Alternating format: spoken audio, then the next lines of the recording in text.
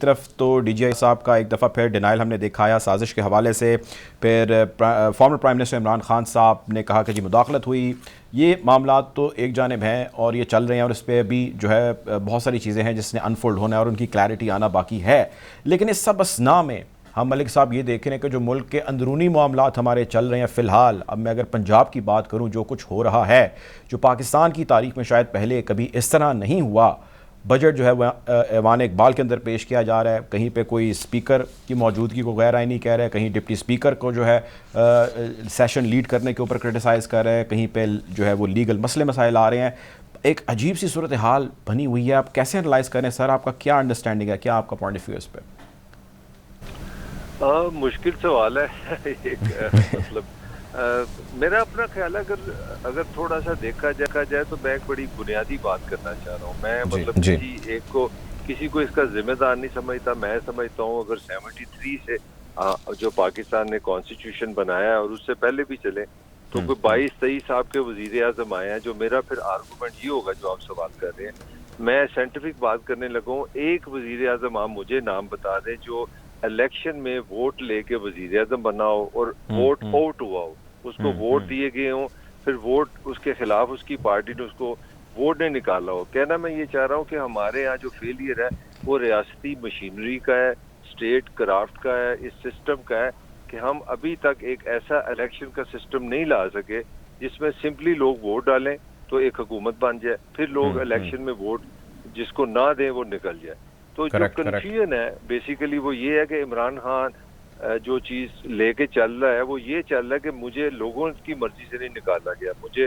ویسے تو عمران خان کی خوبی ہے کہ وہ ایک ہی وقت میں کافی چیزیں بتا دیتے ہیں اور مطلب مزیدار کنفیوژن بھی کریٹ کر دیتے ہیں. مثلاً کہ شیخ رشید کہہ رہا ہے کہ جو وزیر داخلہ کے 6 مہینے پہلے مجھے بتایا گیا تھا کہ عدم اعتماد آ رہی ہے. فواد چودھری جو بڑا لاڈلا وزیر ہے وہ کہہ رہا ہے کہ میں بوجھ نہیں نکالا ہے. تو ویسے تو مجھے خود نہیں سمجھی ان کا بیانیہ کیا ہے، مگر ایک بات پکی ہے کہ ان کا پوائنٹ یہ ہے کہ ہمیں لوگوں نے نہیں نکالا، ووٹ سے نہیں ہم نکلے.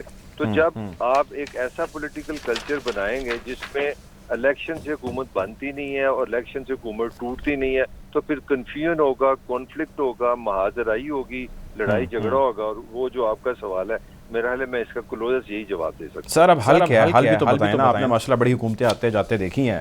سولوشن کیا ہے؟ کوئی سولوشن تو نکالنا پڑے گا نا، اس طرح تو معاملات نہیں چل سکتے.